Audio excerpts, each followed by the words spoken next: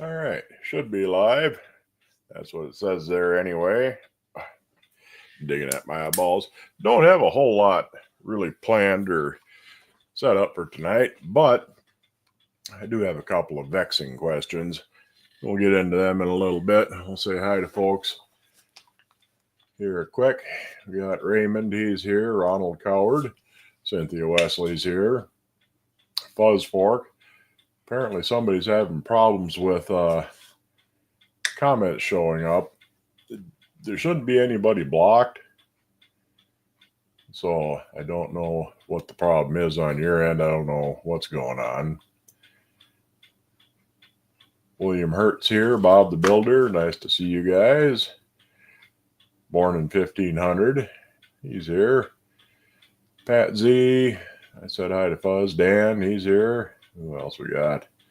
Showed up so far. And of course, now that the show has started, more people come in. So I always lose track of everybody towards the end.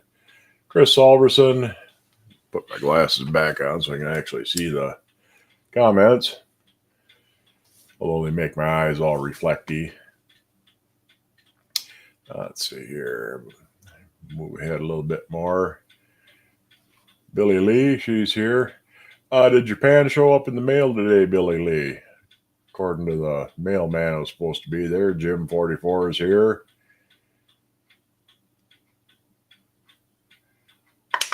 One more vexing question. Where can we get pre-1960 prices for cast iron? I'd probably have to build yourself a time machine and get back to before 1960. Did an exceptional job on the Victor. Well, I'm glad you liked it. I tried a new process on it, new technique. I cut the crack all the way out instead of usually you kind of grind a V groove in it.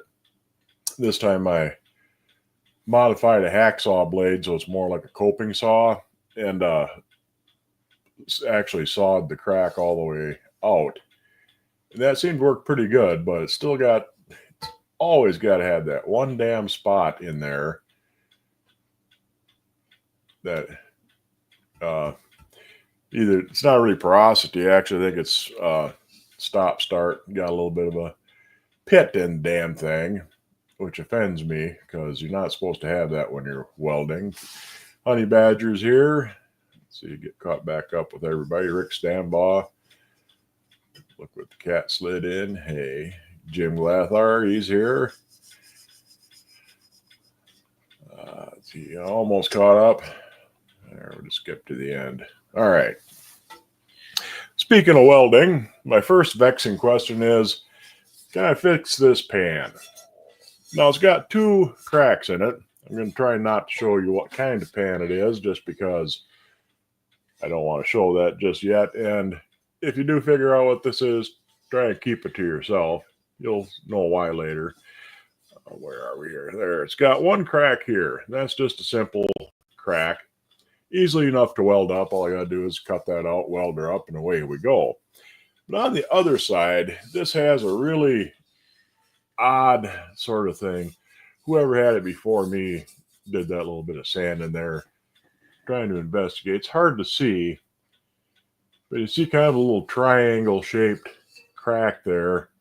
There's actually several smaller cracks around it, and it runs all the way out to the edge off the bottom. Maybe on the back side you might be able to see a little more. You see that triangle that's there.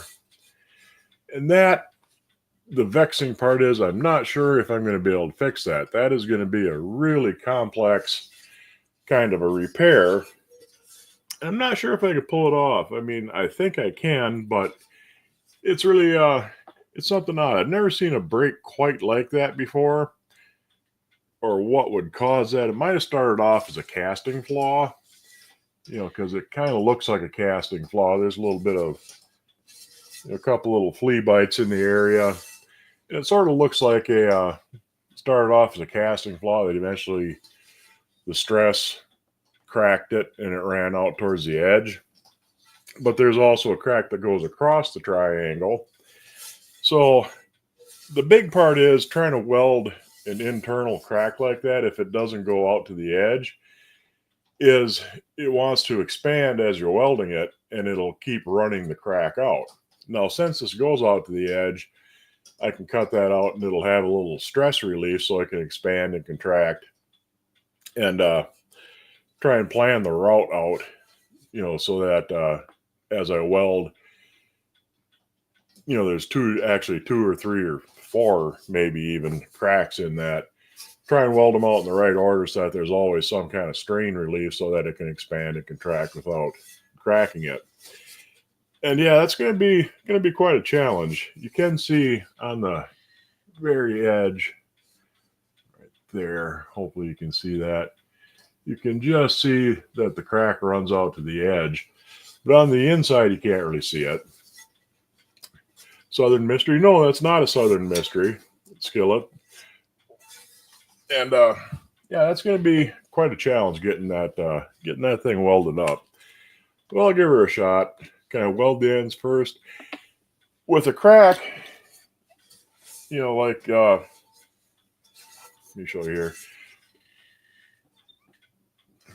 Where are we here? Right there. With a crack like that, what happens is as you weld, you want to start on the inside at the base of the crack. And as you weld it, it'll actually expand and open that crack out more. And it'll contract as it cools. And it's just the nature of the heat and metal. So you have to start at the base of the crack and work yourself out to the edge.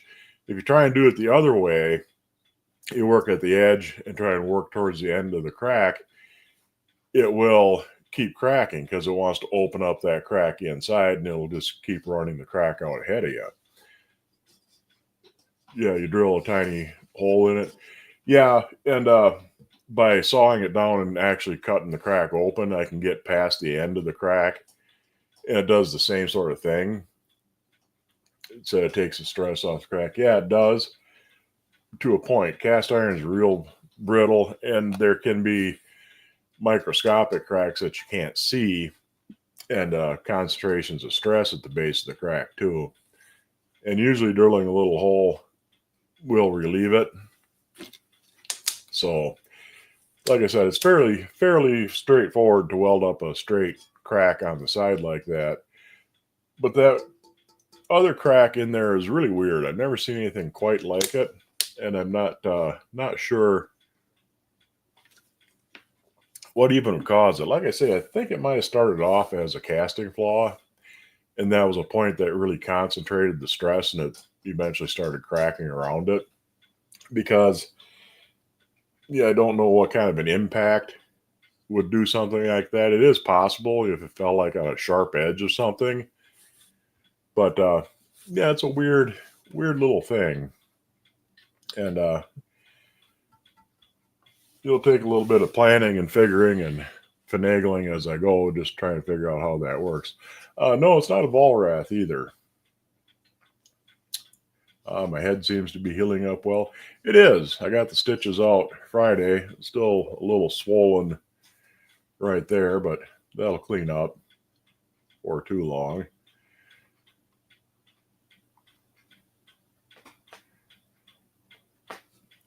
Billy Lee, did you finally find out if your skillet was a Volrath due to the bottom of the handle? Yeah, the Volrath handle, is distinct, but there are quite a few different, a lot of earlier skillets. Some of the early Eries and Wagners have handles that really look similar. They're damn near identical. I wonder if you got updates on Lodge not making enamel cast iron in the USA. Most of their enamel cast iron, they would make the pans in the US, ship them to China, enamel them in China, and then ship them back. But their new premium grade enameled pans are enameled in the US. So they're always American-made pans, but the enamel was done elsewhere. Pussycat. Could it be a nuisance tonight? Could it be Red Mountain? No, it's not Red Mountain. But anyway, the other vexing question I have, let me Gotta get on the YouTube side. Do this. Is what should I do with this thing once I am done with it? Now I do have an idea.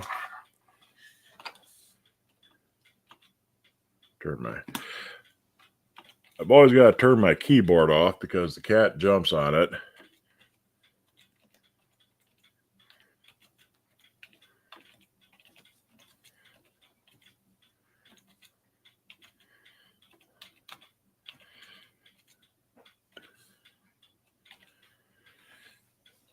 Anyway, always got to turn the keyboard off because otherwise the cat jumps on it and causes chaos.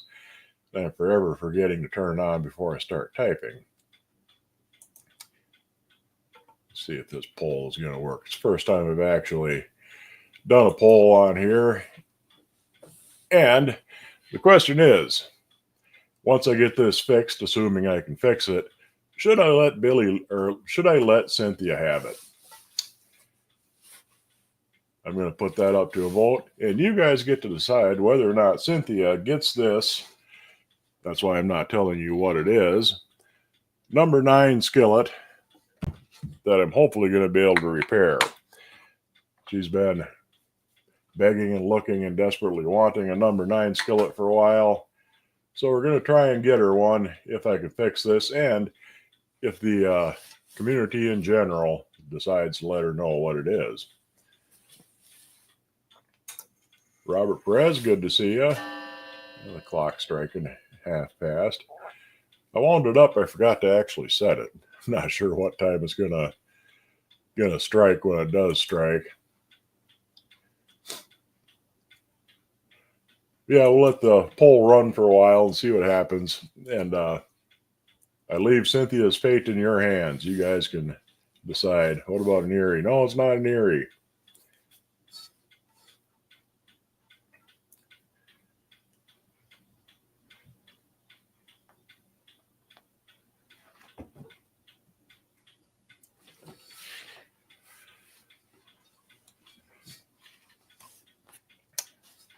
But hopefully nobody guesses what it is. And even if you do, I'm not going to tell you because I want it to be a surprise when she finally does get it.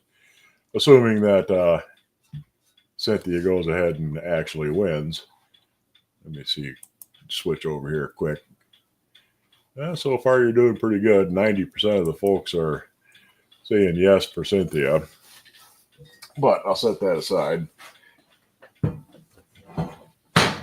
And like I say, it's going to be a bit of tricky welding on that. We'll see how it goes. It's a number 9 vintage pan. Yeah, for some reason, I end up with a lot of number 9s. I don't really go looking for them, but it's just kind of the way things have worked out. I got quite a few number 9s. I say give her the kitty. Yeah, I might throw her in the box too. Although at the moment she's behaving. She's wandered off somewhere.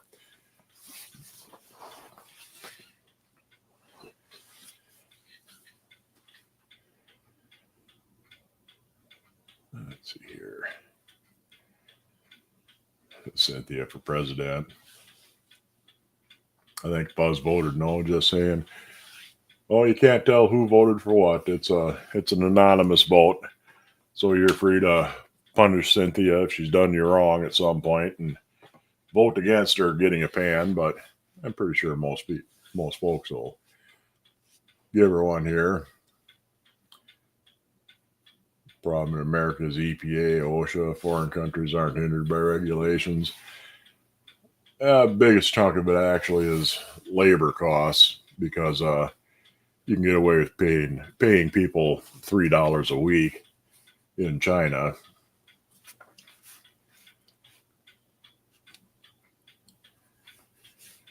And of course, if you don't want to pay $3 a week in China, you can always ship it to Thailand for $2.50. But anyhow, I think we can wind up the poll here. Let me see how you stop a poll. All right. Should Cynthia finally have a number 9? 92% of you said yes, she should. 8% said no out of 24 volts.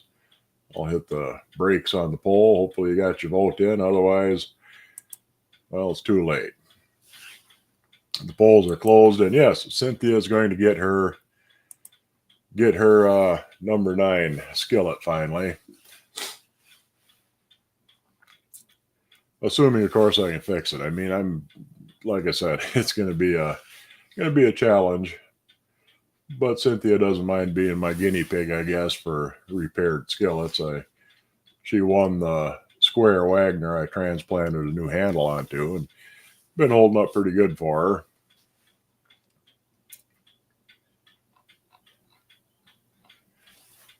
her. JIR is here. Good to see you. Everybody's in so far. But beyond that, there hasn't been a whole lot going on around here the last week or so. Been busy with many things other than things that I need to be doing, and doing many things I've got to get done. Will I video the process? Probably not that one, because they haven't had really a chance to set up my stuff outside where I can video it. Never seen a crack like that one. What the? Yeah, I don't know.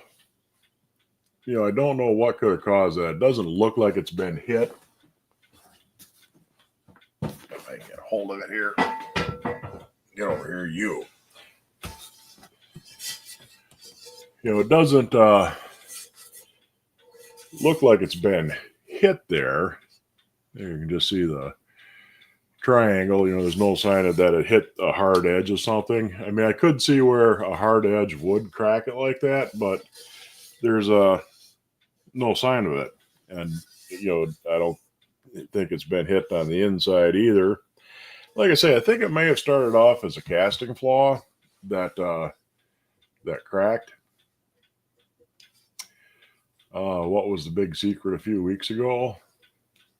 Still working on that. That's still in the process, causing me much distress and irritation and needless stress.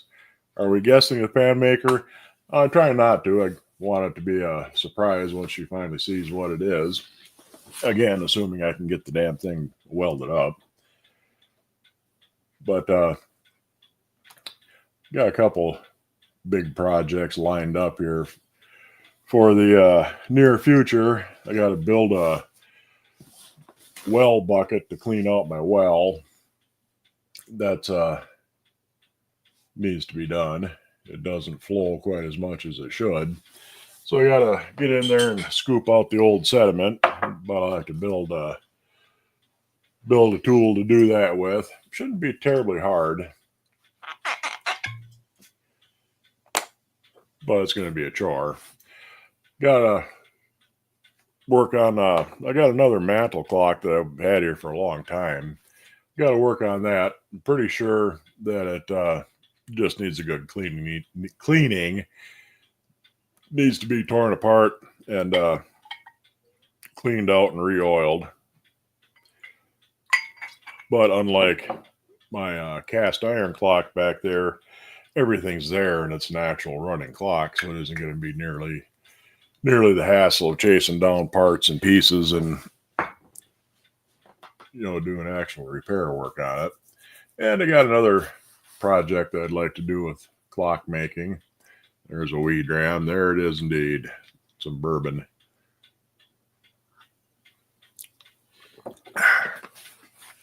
Not too bad old bourbon either. Chris wagging the tail. The rib on the handle looks like a Victor or a Merit. It's neither one, actually. But yeah, like I say, we've already eliminated quite a few possibilities of what it could be, so I'm not going to answer any more if you ask me. Because, like I say, hopefully it'll be a surprise when it gets there. But you're free to speculate amongst yourselves as to what kind of brand it is. Sure, one of you will either guess or figure it out. But it is an old pan. It's a fairly vintage one, so you should be tickled to death with it. Anyway, where was I? Oh yeah, still working on the secret from a couple of weeks ago. Hopefully that all works out like it should.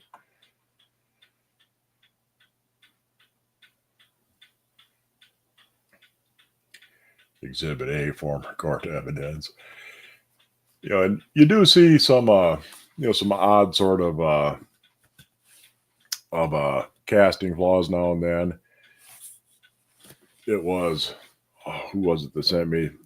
It's pictures of a Johnson, the bottom of a Johnson combo cooker, and you could see it looked like, I'm sure it was a casting flaw, but it looked like they pulled the form, pulled the pattern out of the sand, and some of the sand stuck to the pattern, and they just kind of patty caked everything back together, and you had this really weird, lumpy, folded kind of mess in the side of the Dutch oven part of it. And you do see things like that. I don't care what it is. Taught to say grateful and be grateful and say thank you, Mud. It's my Friday night burger, Wagner Square. Yeah, like I say, I'm glad that's working out good. It's it's a challenge welding it up sometimes, but welding a handle on isn't too bad because it's a lot heavier iron and there's a little bit less problems. I mean, it can be tricky because welding thin cast iron like that is pretty tough. I'm drinking bourbon. You have to drink kale, spinach, and apple smoothies. Oh, you poor bastard. I'll drink a little more just for you.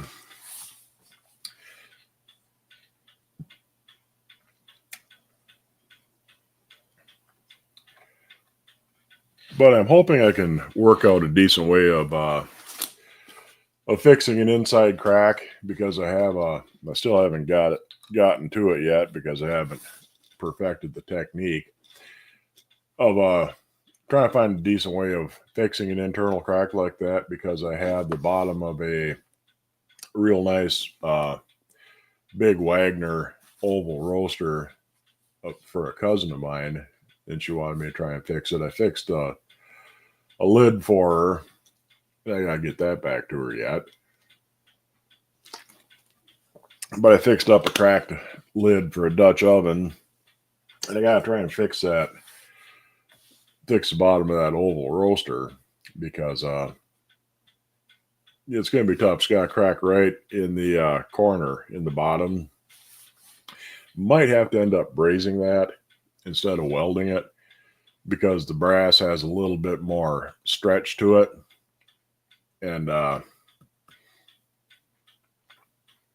might not, it doesn't make the metal heat the entire area when you braze it, and you don't get the big temperature differential of shrinking and contracting like you do when molten iron freezes, and it shrinks considerably. But with brass, when you're brazing, you melt the brass onto it, but the brass itself will stretch rather than trying to stretch the metal around it like it does when you weld something. So I'm probably going to end up brazing it, but somewhere around here I have an old Dutch oven that I got for next to nothing. Looks like it got left out half full of water and froze, and it pretty much cracked it about 3/4 the way around where the bottom meets the side. And I'm going to give that a try, see how brazing that up goes. But I should be able to get it shaped up again here pretty soon. Problem is, it's a bit big for heating it, and I want to be able to try and cool it real slow afterwards, which is ideally you would bury it in hot sand, but I don't have a decent sandbox set up yet to do anything like that. I had your BSR-8 welded a few times. Wanted the welds to show kind of a badge of honor. Still kicking, part of a story. Yeah, I mean, it's hard to do a neat brazing job, because it wants to kind of flow and run around. And you do have to leave a bit of, leave kind of a bead of metal there for the sake of adhesion. You can, if it's a real thick piece of iron, you can V-notch it and fill that in and then grind it smooth so you just have the seam where the actual brass is. But on something thin like this, you pretty much have to leave the excess on so that it gets more area to adhere to, because brazing is more like laying a bead of glue on it and the metals adhere to each other, rather than welding where you actually melt them together into a single piece. Love scotch, but you have a bourbon pocketbook. Not all scotch is really expensive. I mean, a fairly decent scotch usually isn't much more expensive than a fairly decent bourbon, unless you start getting into the, $800 a bottle gourmet stuff. But you can find some decent scotch. Irish whiskey's good too. Jameson or Blackbush are both really good Irish whiskeys, and they're fairly decent price on them.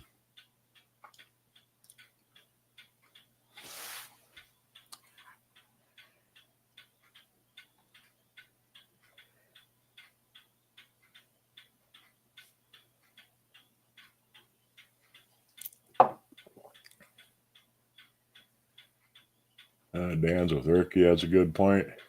Kind of a badge of honor, still kicking, part of the story. Yeah, I mean, I have a nice little gate mill, reading Bush mill, nice little gate marked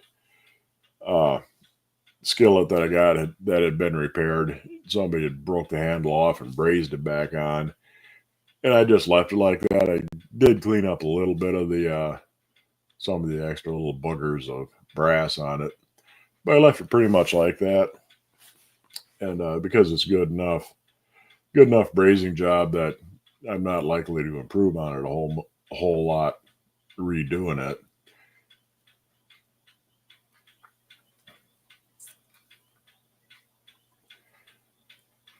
Yeah, Bushmill is pretty good. I like Bushmill.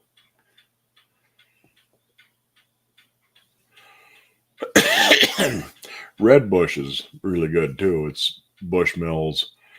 It's aged in different kind of casks. I forget what they age it in, but that's really good. A little bit more expensive, but not a whole lot. Don't know much about cast iron. Why immerse it in sand? It's part of the heating and cooling process. As you cool it down, it puts stress on the metal. If you cool it fast, it puts a lot more stress on it, and it's likely to crack again. If you bury it in hot sand, you heat the sand up to like 500 degrees, bury the pan in there, cover it up. The mass of sand will cool a lot slower, and there'll be a lot less stress on the metal. A lot of welding shops do that. Even welding steel, especially, big, heavy, thick pieces of steel, you get it heated all the way through. You preheat it all the way through to 5, 6, 700 degrees, depending on what you're welding, and you weld it. And with the metal expanded, it doesn't shrink as much when the weld cools. And like I say, it keeps the stress on it. Well, then you have to cool it down. And if you cool it slow, it generally puts a lot less stress on it.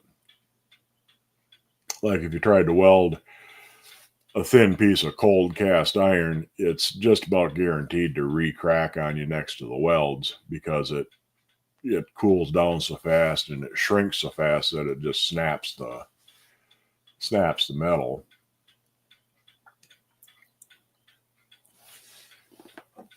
Where if you do it, cool it down slower, it lets the stress spread out. You can also, they call it peening a weld. You tap on it with a hammer as the weld is cooling, and the vibrations help to to relieve the stress too.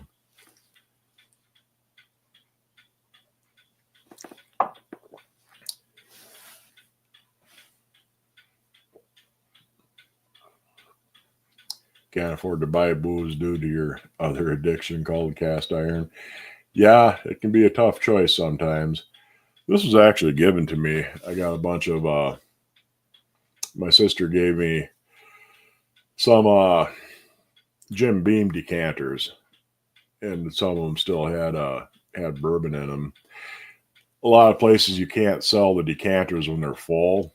Some people would rather they still had the bourbon in them, but a lot of places you can't sell them, and it's generally pain. And it doesn't make a huge difference in the value of them, and I don't think these ones are terribly valuable anyway. But I emptied them out into a couple of other bottles I had, and I've been working on that. So it's even better because it's free bourbon. And there's nothing better than free bourbon.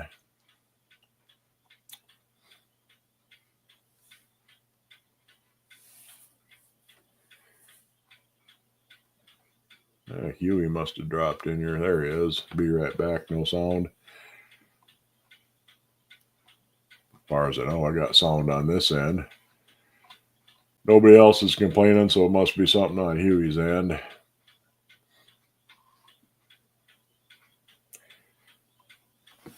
Had to get a new canopy. Lubbock wind broke one. Well, you get that now and then. I had a pretty good storm here yesterday.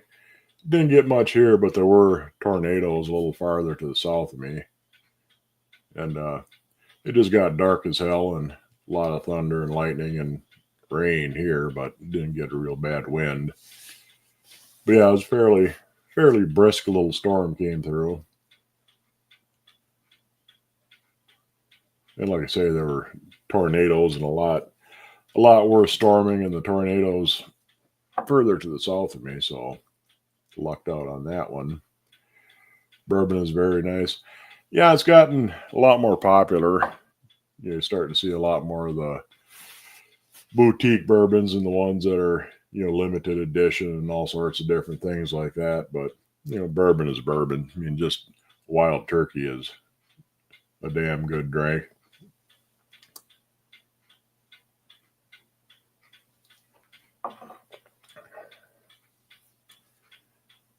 Supposed to get hammered in a few hours. Guy in Kentucky has over 17,000 pieces and started a museum. That's quite the pile of iron. But I bet you he's got some really cool stuff too. You got that many of them. Evan Williams single barrel is the best. It's sneaky. Yeah, I mean, some of it's so damn good and nice and smooth, you hardly realize how much you drank until you're laying on the floor wondering how much you drank.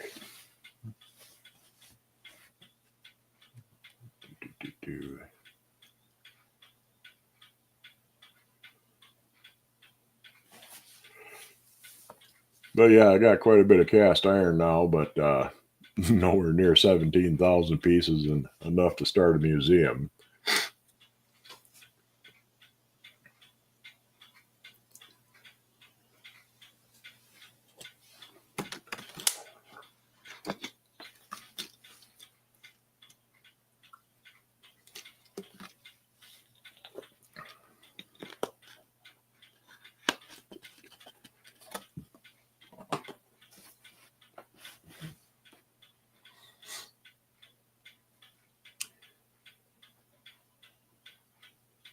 How much does the beast weigh? Your number 14? It's number 14s do tend to be pretty heavy. I have a Lodge. It's a 15.5 inch. It's a number 14, and I got that brand new, like about 1990, and that thing just weighs a ton. It's a lot heavier than the number 14 BSR I have.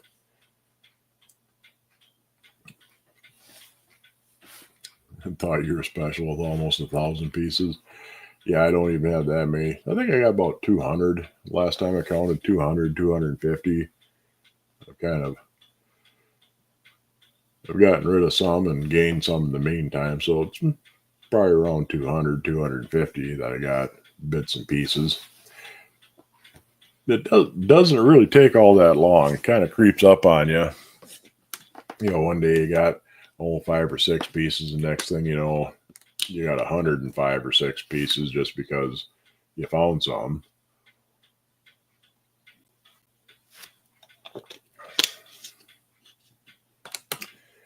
That Wapaka number 8 Dutch ovens, nearly 24 pounds. Yeah, that's a hell of a weight for a Dutch oven. You got lots of duplicate pieces. I've got some, that I've thinned out some of the duplicates that I have, but I do have some. Come on, bud, you can count 100 on the screen.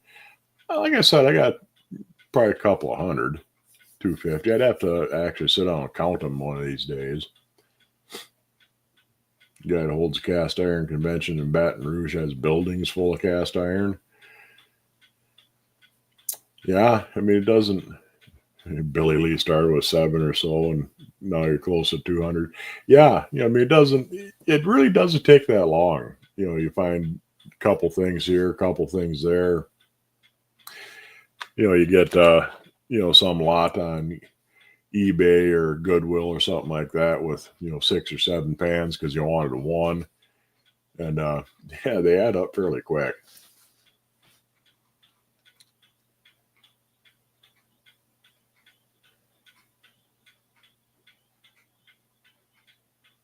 Yeah, I can count 100 on the screen. If you see that, well, I'm sure there is that many there actually, especially if you can't quite see the shelf over there where they're stacked on there. There's probably 100 on that shelf. Yeah, that's why they call it cast ironitis. Yeah, I mean, it's amazing how fast they can pile up. Bill finds stacks for $2 and brings them home. Yeah, it's the same thing. I mean, they're just everywhere. Anyone needs an 8 or 9 or a bunch of them, the person. Yeah, I mean, like I say, I wound up with a lot of 9s for some reason, but it's real easy to end up with a big pile of number 8s because they're the most common size.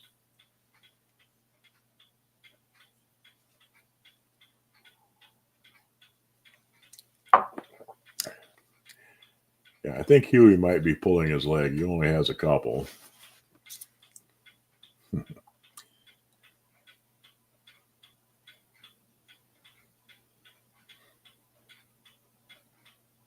We got Cast Iron Chaos in here. Good to see you.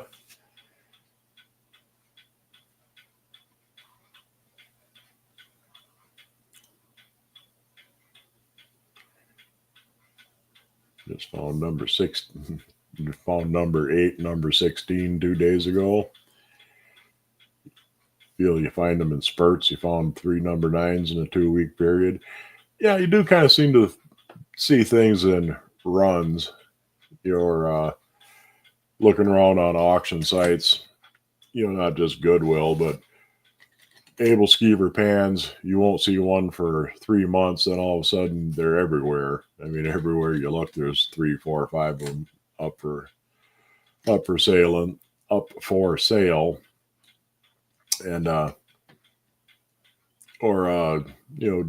corn stick pans, waffle irons, all kinds of things like that. It seems that they do kind of run in streaks.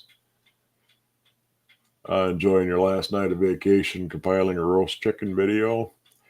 Yeah, I want to try and make a few more videos with that little toy stove. I mean, that thing was fun to play with. I mean, it was a lot more fun than it really should have been, but I'm going to have to try and find some small enough utensils to flip little tiny pancakes with.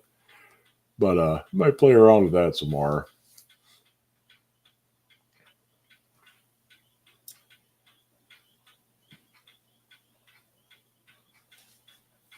Cast iron sometimes doesn't look like a lot until you count them.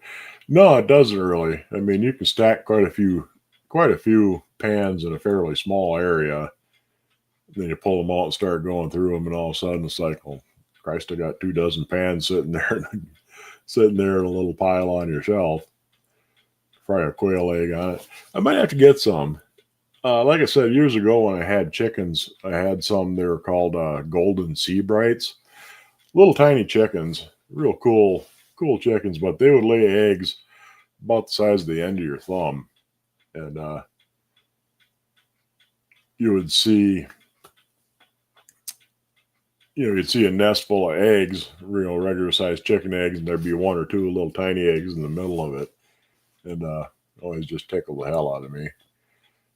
You want to play to Detroit for $7? Can't wait till it gets here. I've bid on a couple of them. Some went for fairly reasonable prices, but prices are really all over on the Detroit skillets.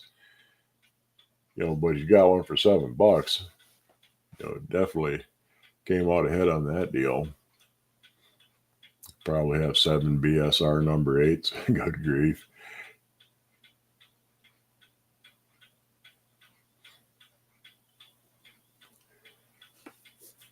Chopsticks.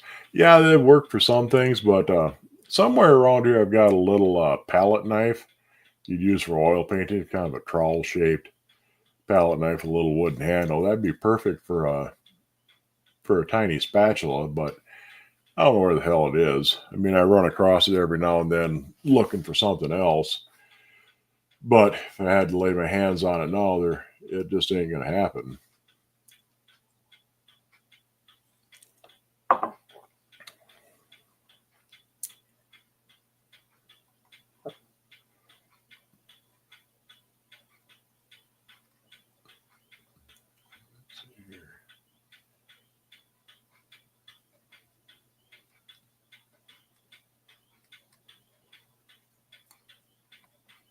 I think I kind of missed a part of a comment.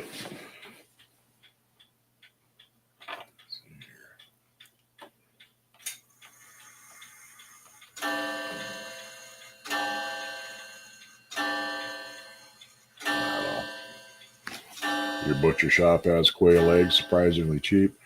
Yeah, I don't know of anybody around here offhand that has them. I'm sure I could find some if I went and looked for them, but just bought a 20-inch hotel pan that you need like a hole in the head. Yeah, but how can you pass it up? It's not like you're going to come across them every day. I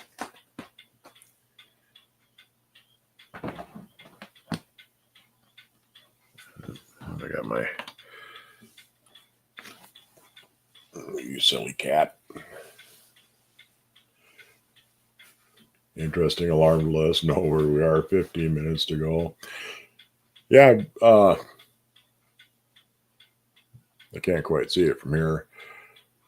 I'm still trying to get that adjusted. Still haven't got it quite in the right spot yet, so I'm not really getting too worried about getting the speed perfect on my clock. Mostly I just want to let it run for a while, make sure everything's going to run over good. Just saw a Huey fly over your house. Uh-oh, coming to get you.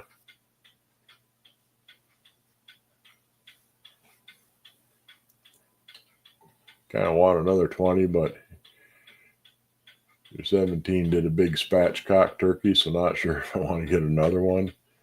Sold yours to a buddy who had to have it. Yeah, the number 20s, you don't come across them very, very often, so it'd be real hard to pass one up if it came your way. You didn't need yours, but you just had to have it. Bill has to move it for you. Yeah, I mean they're going to be an awfully heavy chunk of iron.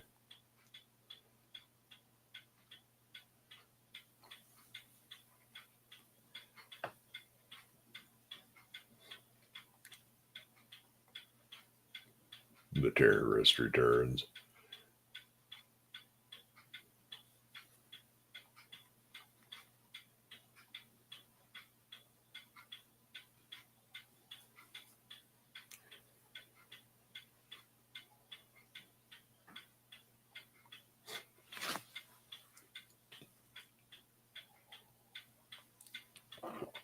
It's been a while since I've been buzzed by military helicopters out here. The used to be about every year or so the National Guard. You're going to start with that. The local National Guard would practice flying their helicopters out this way, but I haven't seen them in a while. Might have just missed them too, but we've had them, had Hueys and Cobras coming over the house a few times. That, and there's a big lake east of me. And whenever the Blue Angels would be in Eau Claire for the air show, the day before the show, they would usually practice out over that lake. And you could see them when they would pull up and do some of their somewhat higher altitude passes. So it's kind of cool. You get a free show from a fairly good distance, but you can see them flying around over the lake, and that's pretty cool. So over anything bigger than your number 10s, not killing your wrists and back no more. Yeah, I mean they can be damn heavy once you get bigger. They fly hospital transports over your house 2 or 3 times in the last 2 days. I do see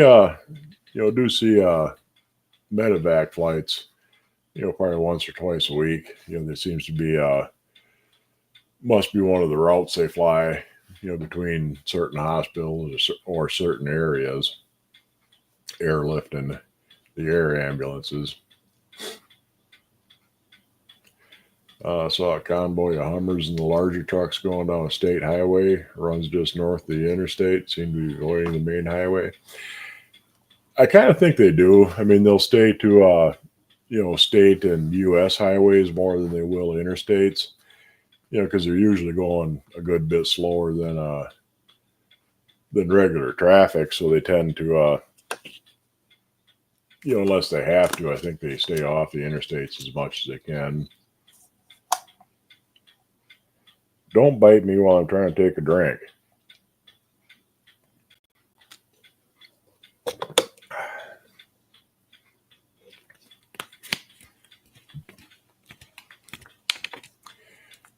You're a hop, skip, and a jump from Harrisburg International and Army Depot. Hear Hueys almost every day. Air Force One doing touch and goes.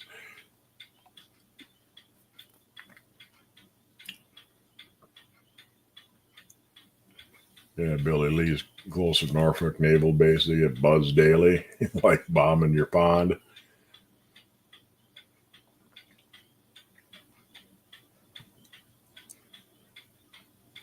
I got a pair on shop Goodwill for Griswold. Came with a warped, wavy, and fire damaged BSR Century number 7. Any ideas before it besides the trash? There's not really much you can do. You can't really straighten out a warp. If you try and pound it flat or reheat it, you'll just end up breaking it. So unless it's warped to the point where you can't use it, you can still use it. I mean, just a little, if it's a spinner, it's just a little warped to the bottom. That usually doesn't hurt it too much. But if it looks like a salad bowl or it's got a real weird twist to it, there's not really much you can do with it. Fire damage, you'll never get the discoloration out of it, but you can season them, but it can take a long time to get them to take seasoning good because it soaks up different and it sticks different. But if you keep at it, keep using it, eventually most fire damaged iron will take seasoning. So if it's usable, just use it, and you can see what happens with it. But like I say, if it's got a real weird twist to it or something like that, there's nothing you can really do to unwarp warp cast iron.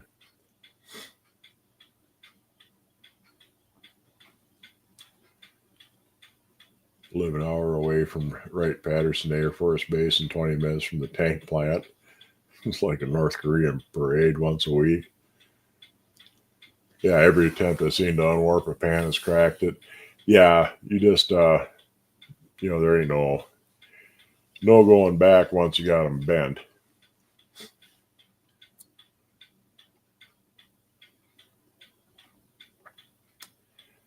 Fire damage can make it hard to season. Yeah, I mean it'll be patchy when you try and season it. You'll get sticky spots, but usually if you use it enough, it'll take seasoning eventually.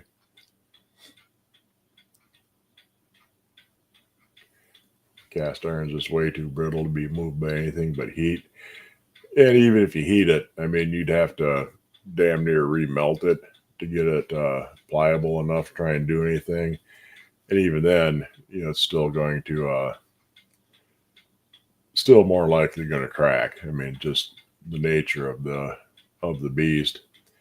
And once you set a warp into it or a spinner or anything like that, you're just not going to get it out of there.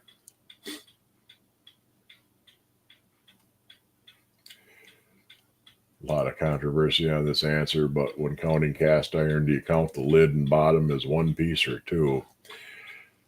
For a Dutch oven, I'd probably count it as one piece, but anything else, I would say two.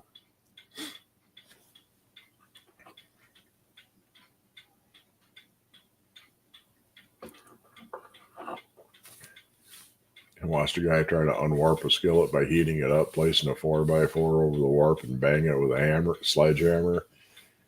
After about 50 whacks, he concluded it didn't work. You count lids as a piece. Yeah, like I said, a Dutch oven, I would consider the lid and the bottom to be one piece usually. The single pan you've improved sort of by warping is the thick lodge walk. Yeah, it's gonna take a bit of doing. I mean, I'm impressed that you managed to warp the bottom of the walk because that's a big slug of cast iron on the bottom of them. Any movement you just got to attack, don't you? You horrible little beast, you.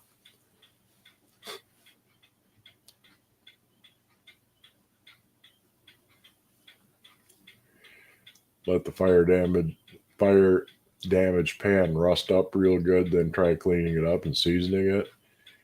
Guys on one of your videos gives the detailed way he swears by. Yeah, I can see why it would work. You kind of even out the oxidation. Might not, be the best way, but if it works good, yeah, go ahead.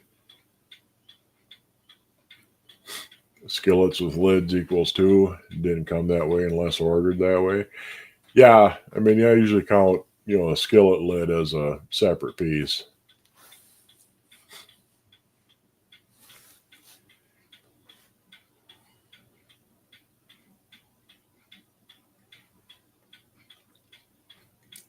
You ever look for a Dutch oven lid for a year? Consider it one piece.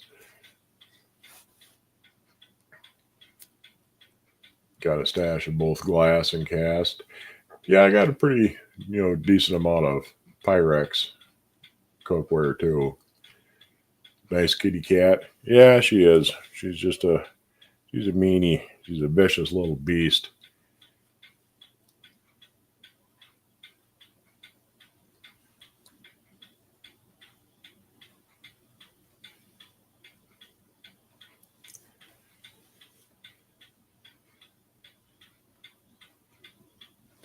Always buy lids, just never know when it'll be needed.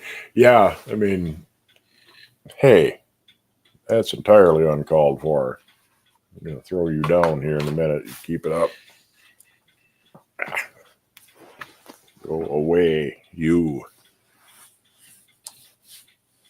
Yeah, always buy lids. Yeah, if you come across a lid by itself for a good price, definitely grab it. I bought really nasty, rusty, I mean, pretty much hopeless Dutch ovens that had a lid with it because they were dirt cheap and it had a good lid and a bad bottom. So, yeah, if you ever come across cast iron lid, don't pass it up if it's anywhere near a decent price for it. Because if you don't have something that fits it now, you probably will eventually. And if you don't, you can use it to trade with somebody else. Give her some bourbon. I don't know. She might be a mean drunk. She's vicious enough as it is. Got about 40 extra lids. Just finished a nice Vollrath tonight. I like Vollrath lids where they use the lettering for the drip edges on them.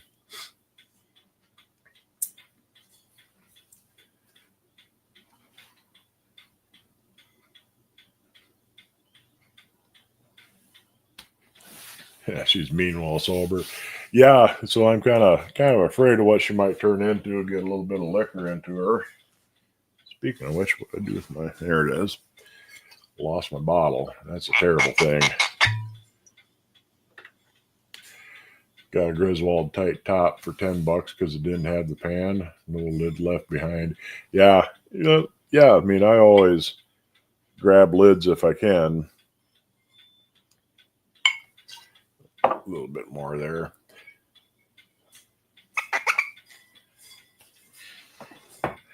Anyway, we're just about wrapped up here.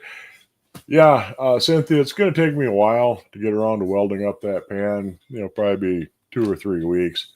But I'll keep you posted, and once I get it fixed, if I can, I'll send it along. I'm sure you're going to like it. It's a nice pan, and you'll finally have a number 9 of your very own.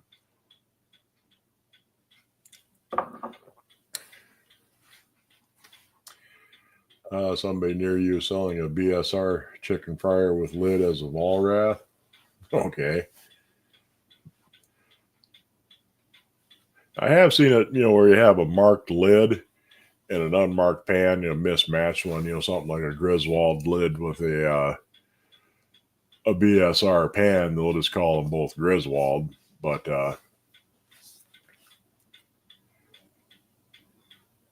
you can usually tell.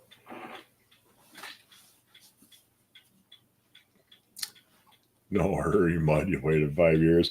I'll get on it as soon as I can. I mean, I won't put you on the very bottom of the priority list, but I do have other things going on. And like I say, I'll get that going here pretty good.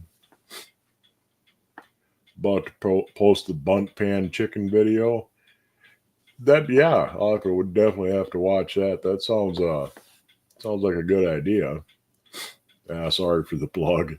Go ahead. I don't mind if you promote yourself here. But yeah, you see, cast iron chicken roasting pans. They're, basically a bunt. Look pretty much the same as a bunt cake pan. So yeah, it definitely would work. One thing you never had luck finding is an embossed Wagner lid by itself. I got a couple. There's one that I've had forever and ever. Skillet lids are usually harder to find than Dutch oven lids. The skillet lids with the little ears on them that cover the pour spouts. Those are usually a good bit scarcer than Dutch oven lids, which are just round. They don't have the ears on them usually. But the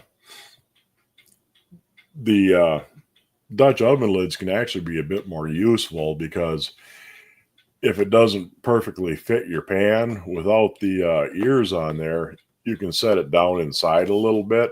If you have a number 8 lid, number 9 pan, the lid will sit down inside the pan a little bit, but not touch the bottom, and that works just fine.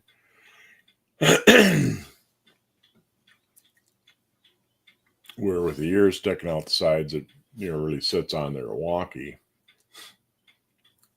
With a bunt pan, you stick a hunk of hot iron inside the chicken and roast it inside out. Yeah, I mean, that sounds like a pretty slick idea. We'll have to watch that when it comes out, so everybody be sure and keep an eye open for that as soon as Cast Iron Chaos channel gets his chicken posted. Give it a watch. But anyhow, it's been an hour here, so we're gonna roast it. Talking about roasting chickens. Been an hour, so we're gonna go ahead and wrap this up. And we'll see you guys next week. Hopefully everything should work out for me as I'm hoping to, and maybe we'll finally get to let you know what my big secret's been for the past month. We'll see. Hopefully things will work out the way I hope. And Cynthia, I'll get on your pan here as soon as I can, but it'll be nice when you get it. Anyhow, I'll see you guys next week. Hope you enjoyed the show, and have a good night.